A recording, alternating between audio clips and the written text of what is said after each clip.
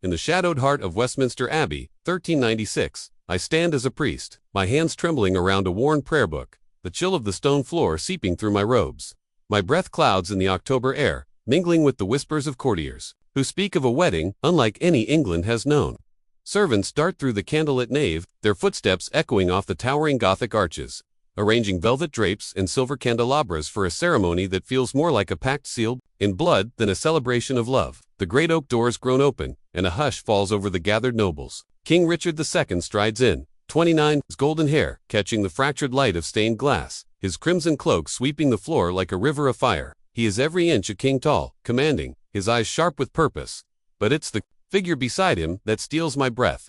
A child, no more than 7, her tiny hand engulfed in Richard's gloved fist, her delicate frame drowning in a French gown embroidered with gold and pearls that seemed to pull her toward the earth. This is Isabella of Valois, daughter of France's mad king, Charles VI, and now, impossibly, the bride of England's monarch. Her dark eyes, wide and unblinking, scan the abbey's vaulted heights, not with fear but with a curiosity that me. I grip the altar rail, my heart pounding. I've blessed brides as young as 13, joined noble hands to forge alliances. But this feels like a gamble with fate, a child thrust into a Game of Thrones, where the stakes are war and peace. The air grows heavy as the ceremony begins. Richard kneels to Isabella's level, his voice soft, almost tender, as he speaks his vows. There's no cruelty in his gaze, no hint of the base desires that gossip might conjure. This is a king binding his realm to France, forging a fragile truce in the 100 Years' War that has bled both nations dry for decades. The marriage will not be consummated, everyone knows this. Isabella will be raised at the English court, molded into a queen, while the treaty her hand secures holds England and France in an uneasy embrace. I raise my voice to bless their union, the Latin words steady despite the tremor in my chest. Yet, as I pronounce them husband and wife, a shadow passes over my thoughts. This tiny girl, now Queen of England, is a pawn in a dangerous dance. The nobles in their silks and velvets watch her with calculating eyes, and I wonder, will this child survive the intrigues of a court where loyalty shifts like sand? The plague, not 50 years past, took half our people, leaving kings to scramble for alliances in a world where life hangs by a thread. Political matches are the currency of power, but Isabella's youth feels like a defiance of nature itself, a spark of innocence in a realm of steel and ambition. Isabella's story begins not in love but in the cold arithmetic of diplomacy, a human wager to pause a war that has scarred Europe for generations.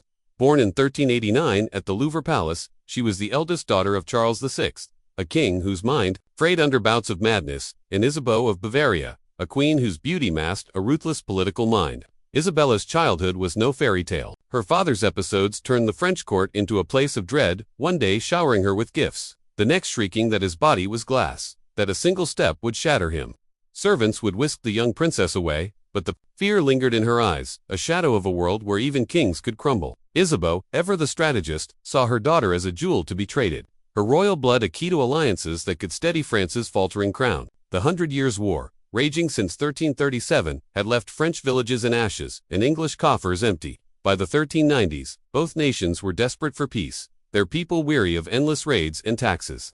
Isabella, at 6, became the linchpin of a daring proposal: marry her to Richard II, a widowed king mourning his beloved Anne of Bohemia, and bind the warring realms with a child's hand. The negotiations, cloaked in secrecy, unfolded in 1395. Richard, devastated by Anne's death from plague, resisted remarriage, his heart still tethered to the memory of his good queen. But duty pressed harder than grief.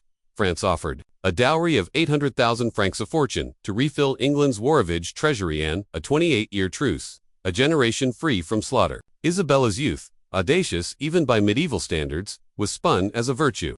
She would grow up English, her loyalties shaped by the court, a bridge between nations. Richard's advisors clashed bitterly. Some saw the dowry and truce as salvation. Others whispered of scandal, fearing the marriage would tarnish the crown's honor. Yet when Richard gazed at Isabella's miniature portrait, sent by French envoys, his expression softened. I imagine he saw not just a political tool but a child who needed protection, a chance to be father as well as king. The treaty would keep her French servants, practice her customs, and remain chaste until maturity, a safeguard etched in wax-sealed parchment. In Paris, unaware, Isabella played with dolls, her tutors slipping English phrases into her lessons, her seam stitching a trousseau fit for a queen. To her, the marriage was a story, as unreal as the tales whispered at bedtime. The wedding unfolded in 2 acts, a testament to the union's diplomatic weight. In October 1396, at the English-held port of Calais, Isabella, 7, stood in a hall draped with tapestries, her gown of cloth of gold so heavy she swayed under its weight. Richard, kneeling to meet her eyes, slipped a ring onto her tiny finger, his touch gentle as the nobles watched in silence. The ceremony was small, a prelude for diplomats, but danger lurked beneath the pomp. Spies from both courts lingered, ready to report any misstep that could unravel the truce. A year later, in January 1397, Isabella was crowned queen in Westminster Abbey, a spectacle that drew thousands. The streets of London choked with crowds, some trampled in their frenzy. To glimpse the child queen, she rode in a litter adorned with English roses and French fleur-de-lis, her small crown glinting, her train borne by duchesses who would guide her in this foreign land. The coronation feast stretched 3 days, with jugglers, minstrels, and plays proclaiming a golden era of peace. Yet I, watching from the sidelines, saw the nobles' guarded smiles. Peace was fragile, and Richard's reign was not without enemies. The truce might hold, but the court's undercurrents whispered of betrayal. Isabella's new life at Westminster Palace was a gilded cage. Her apartments, staffed with French and English attendants, buzzed with lessons English grammar, courtly dance, the subtle art of diplomacy. Richard took a keen interest, visiting, with gifts, a caged Irish falcon, a velvet-bound book from Oxford, a lute carved by London's finest craftsmen. His kindness was genuine, and Isabella, quick to learn, greeted him with a mix of awe and affection, a daughter to his fatherly care. She found allies among the court's children, especially Margaret Holland, a sharp-witted girl 2 years her senior. Margaret taught Isabella English games and court secrets, warning her of nobles who smiled but schemed. Through their whispered talks in the palace gardens, Isabella began to see the cracks in Richard's rule. His favoritism toward certain courtiers and his preference for peace over war had alienated powerful lords. They watch him like hawks, Margaret confided, waiting for a misstep. Isabella, barely 8, absorbed these lessons, her French perspective sharpening her view of England's tangled loyalties. The years 1397 and 1398 passed in relative.com, but danger was never far. Isabella grew fluent in English, her confidence blooming as she navigated Westminster's maze of corridors. Her education, overseen by Richard, went beyond needle. Scholars taught her the chronicles of kings, unfurling maps to trace the Channel's role as both barrier and bridge. Your marriage, her tutor, Master William, said, pointing to Dover's cliffs, is a thread to bind what war has torn. Isabella nodded, sensing her role as more than a girl, a symbol of hope in a blood-soaked age. But in 1399, the court's fragile peace shattered. Whispers turned to alarm as Henry Bolingbroke, Richard's exiled cousin, landed with an army, claiming his inheritance but eyeing the crown. Isabella noticed the change. Conversations hushed when she entered, her ladies exchanging furtive glances. Richard's visits dwindled, his face etched with worry. One night, Margaret burst into Isabella's chambers, pale and urgent. "Pack only essentials," she hissed. "We're leaving for the Tower." Isabella's heart raced. The Tower was sanctuary and prison, its walls a shield or a trap. As they fled through London's darkened streets, armed men flanked her litter, their torches casting shadows like specters. The city's usual clamor was replaced by an eerie din, shouts, the clatter of steel. Isabella clutched her cloak, fear coiling in her chest. Was this the end of her English dream? In the Tower, Isabella's world shrank. Barred windows and guarded doors replaced her palace freedoms. Most English attendants vanished, leaving her French ladies as her only comfort. Richard visited once, a ghost of the king she knew, his eyes, wild with desperation. "Our enemies grow bold," he said, kneeling before her. "Henry seeks the throne, and I may not shield you much longer." For the first time, he spoke to her as an equal, laying bare the crisis. Nobles had deserted him, and Henry's forces closed in. Isabella, 9 but wise beyond her years, asked, "Are you still king?" Richard's bitter smile chilled her. "For now, my child." Her question hung unanswered. What would become of her? Days blurred into weeks, the Tower's silence broken only by distant city unrest. Then, in October 1399, heavy boots echoed outside her door. Henry Bolingbroke, now Henry IV, entered, his soldier's frame filling the room, his eyes cold and assessing. "Your Grace," he said, granting her title but not her freedom. Isabella curtsied, her heart pounding, and asked, "What of King Richard?" Henry's reply was a blade. "He is king no more." Her fate, he said, depended on her father's moves and her own behavior. She was no longer queen, but a prisoner, her value measured in diplomatic coin. The news of Richard's death in 1400, likely murder at Pontefract Castle, struck Isabella like a storm. He had been her protector, her guide, and now he was gone, his kindness snuffed out by Henry's ambition. The realization that a king could be killed so easily sent a shiver through her. If Henry could slay an anointed monarch, what hope had she, a foreign child in a hostile court? Her French ladies urged caution, whispering of spies in every corner. You are still queen-in-law, Madame Ducy said. Hold your head high, but guard your words. Isabella, poised beyond her years, played her part courteous to her captors, dignified, never betraying fear. But the tower's walls pressed closer, and rumors swirled of Henry's plans. Send her back to France or keep her as leverage. In early 1400, an ultimatum came. Henry would free her if she renounced her claim as Richard's widow and acknowledged his crown. To agree was to erase her English years, to betray Richard's memory. To refuse was to risk lifelong captivity. At 10, Isabella faced a choice that could spark war or peace. Her advisors clashed, some urged acceptance, others defiance, but her father's demand for her return forced Henry's hand. In summer 1401, she sailed for France, leaving behind the gardens where she'd laughed with Margaret, the halls where she'd been crowned. The girl who returned was no longer fully French, her English accent and manners setting her apart in a court that felt like a stranger's land. Back in Paris, the summer of 1401, Isabella stepped onto French soil, her heart a tangle of relief and loss. At 11, she was no longer the wide-eyed child who had left for England, but a young woman shaped by the intrigues of a foreign court. The Louvre Palace, once her home, now felt alien, its opulent halls echoing with her father's erratic ravings and her mother's calculated whispers. Charles VI, lost in one of his mad spells, barely recognized her, his eyes darting as if pursued by phantoms. When he emerged from his delirium weeks later, he seemed puzzled by her presence, as if her years as England's queen were a dream he couldn't grasp. Isabeau, her mother, greeted her with a cool embrace, her sharp gaze already weighing Isabella's value. To Isabeau, Isabella was no mere daughter but a diplomatic weapon, her knowledge of English politics a treasure to be mined. Tell me, of Henry's court, Isabeau pressed, her voice honeyed but insistent. Who supports him? Who plots against him? Isabella answered with care, offering vague truths about noble factions while guarding secrets that could fuel war. Her English years had taught her to tread lightly, to see the danger in every word. The French court buzzed with sentiment, ran hot, and her time as Richard's queen marked her as an outsider. Nobles watched her, some with pity, others with distrust, whispering that her loyalties might still lie across the channel. I imagine her standing alone in her chambers, clutching an English prayer book, wondering if she belonged anywhere at all. Reintegrating was a battle in itself. Isabella's English accent, her preference for London's fashions over Parisian silks, set her apart. She had to relearn French court etiquette, the subtle bows and phrases that differed from England's blunt courtesies. Her mother's advisors hovered, probing for details of English defenses or Henry's weaknesses. Isabella deflected with a diplomat's skill, her answers polite but empty, preserving the fragile peace Richard had died for, yet the weight of her past pressed down. At night, she dreamed of Westminster's stone corridors, of Richard's kind smile, of Margaret Holland's laughter.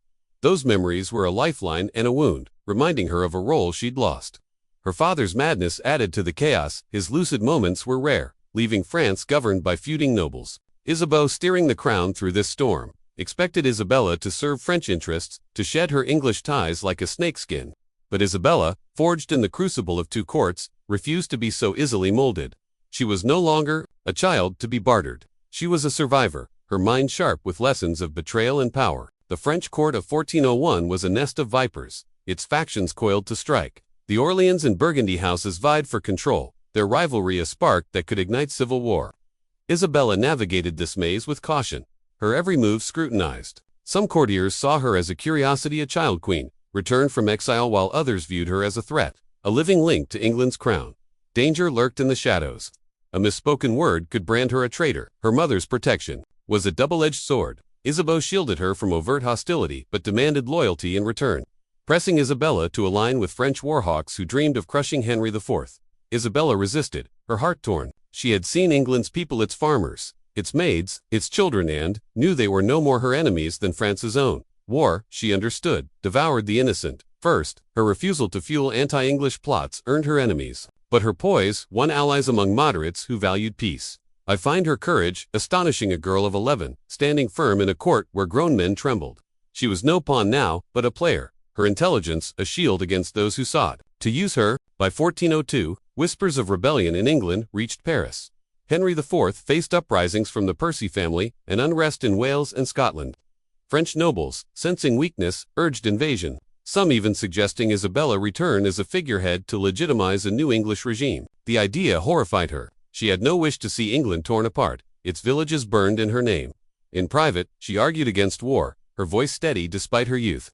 England's defenses are strong, she told her mother's council, and its people will fight for their homes, not for Henry's crown.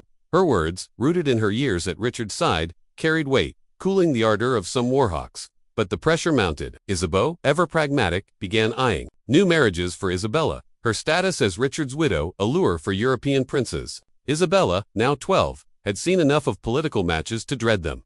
Richard's kindness had been a rare gift. She feared a new husband might see her only as a trophy or a tool. Yet she knew her freedom hinged on her mother's plans, and the French court was no safe haven. Danger was a constant companion, poisoned wine, a dagger in the dark, or a false accusation could end her story as swiftly as Richard's had ended. In 1403, a new path emerged, one that promised both peril and possibility. Charles, Duke of Orleans, her cousin and a rising star in the French royal house, proposed marriage. At 29, he was the same age Richard had been. But where Richard had been gentle and distant, Charles was vibrant, his eyes alight with passion for art, war, and politics. Their first meeting, in a rose-scented garden at Blois, was a revelation. Charles spoke to her not as a child or a former queen, but as Isabella, a woman whose trials had forged a rare strength. "I seek a partner," he said, his voice earnest, not a symbol. Isabella, nearing 14, felt a stir of something, a new attraction, not just to his charm but to his respect for her mind. The match was strategic, keeping her within France's royal orbit, but it also offered a chance for a life beyond diplomacy's cold calculations. Yet danger shadowed the proposal. Charles was a target in the escalating feud between the Orleans and Burgundy factions, and marrying him would thrust Isabella into the heart of a brewing civil war. I admire her bravery in considering it, knowing the risks a union that could elevate her or destroy her, depending on the tides of power. The negotiations moved swiftly, but not without tension. Charles's enemies, led by the Duke of Burgundy, saw the marriage as a threat, a strengthening of Orleans' claim to influence. Whispers of assassination plots reached Isabella's ears, and her guards doubled as the wedding day neared. In June 1406, she walked down the aisle of Notre Dame Cathedral, 16 and radiant in blue silk, her sapphire circlet gleaming. The ceremony was a defiant display of French power, its music and pageantry drowning out the murmurs of dissent. Charles, resplendent in silver-embroidered velvet, met her gaze with a smile that felt like a vow beyond the scripted words. Their voices rang clear, their vows a promise of partnership, not just politics. The feast that followed was a whirlwind. Troubadours sang of love's triumph, and wine flowed like rivers. Isabella, for the first time since England, felt a spark of belonging. The French court, once cold, now embraced her as a duchess. Her past as England's queen, recast as a badge of resilience. Yet I can't help but wonder if she felt the weight of unseen eyes, plotting nobles who saw her happiness as a threat to their ambitions. The early years of her marriage were a fragile Eden. Charles proved a devoted husband, sharing Isabella's love for poetry and music. Their court at Buis became a haven for artists, its halls filled with the strum of lutes and the scratch of quills on parchment. Isabella, no longer a figurehead, threw herself into her role, commissioning manuscripts, hosting scholars, and fostering ties with foreign courts. Her English experience gave her a unique lens, blending French and Anglo-Saxon traditions. In her patronage, Charles valued her counsel, seeking her insights on everything from trade disputes to military strategy. Together, they governed their lands with a balance of compassion and cunning, a partnership that felt like a rebellion against the era's rigid roles. Their first child, Jean, born in 1407, deepened their bond. Isabella, determined to be the mother she'd longed for, defied court norms to nurse her daughter herself, whispering promises in French and English as Jean slept. Charles, a doting father, would read to their daughter by candlelight, his warrior's hands gentle with her tiny form. I find their tenderness moving, a flicker of warmth in a world so often cold with ambition. But paradise was fleeting. In November 1407, Charles's father, Louis of Orleans, was butchered in Paris's streets by Burgundian assassins, a brazen act that plunged France into civil war. The murder transformed Charles and Isabella's life with him. Her husband, once a poet prince, became a man, driven by vengeance, his laughter replaced by grim resolve. Isabella, now a target as his duchess, lived under guard, her movements shadowed by fear of poison or steel. The carefree days at Blois vanished, replaced by a fortress mentality. Letters screened, food tasted, every stranger a potential killer. The Civil War's brutality spilled across France, villages burned, and trade routes choked. Isabella, managing their territories while Charles campaigned, proved a formidable leader. She negotiated alliances, ensured supplies reached their armies, and opened her coffers to aid refugees. Her compassion earned her the people's love, but her role drew Burgundian ire. I marvel at her strength, a young woman of 18, holding a duchy together while her enemies circled like wolves. The birth of their son, Charles, in 1408, was a bittersweet triumph. A male heir bolstered Orleans' claim, but it painted a larger target on their family. Isabella, vigilant, shaped her son's education with care, blending diplomacy, history, and languages to prepare him for a treacherous world. Her health, however, began to falter. Jean's birth had weakened her, and the stress of war compounded her frailty. By 1409, a second daughter, Marguerite, arrived amid dire complications. The delivery nearly killed Isabella, her body racked by blood loss and fever. For days, she lingered near death. Charles, weeping at her bedside as prayers echoed across Europe, her survival came at a cost. Physicians warned another pregnancy would be fatal, a decree that chilled her marriage. The physical passion she and Charles had shared became a risk to great, their intimacy restrained by fear.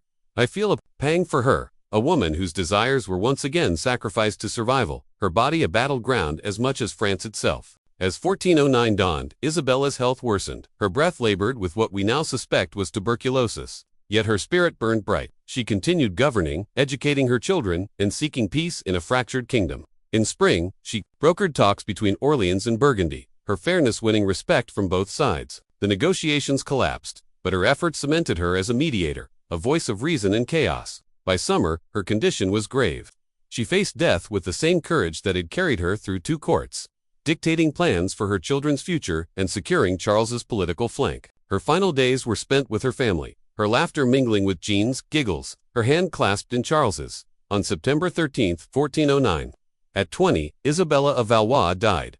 Her body laid to rest in Paris's Celestine convent amid a sea of mourners. Kings and peasants alike grieved a woman who had woven peace from war's threads, her life a testament to resilience. Charles, shattered, never fully recovered, though he carried her values forward. Their children, Jean Charles and Marguerite, grew into leaders. Their mother's compassion, their guide. France's civil war raged on, her absence a void that deepened its wounds. Yet Isabella's legacy endured. She showed that a woman, even in a world that bound her, could wield power with grace. Her story, to me, is a beacon proof that courage can outshine circumstance, that a girl thrust into a king's game can rewrite its rules. As I reflect on her life, I'm struck by its paradox. A child queen, a pawn who became a queenmaker, her brief years a bridge across centuries, reminding us that even in the darkest ages, humanity finds a way to shine.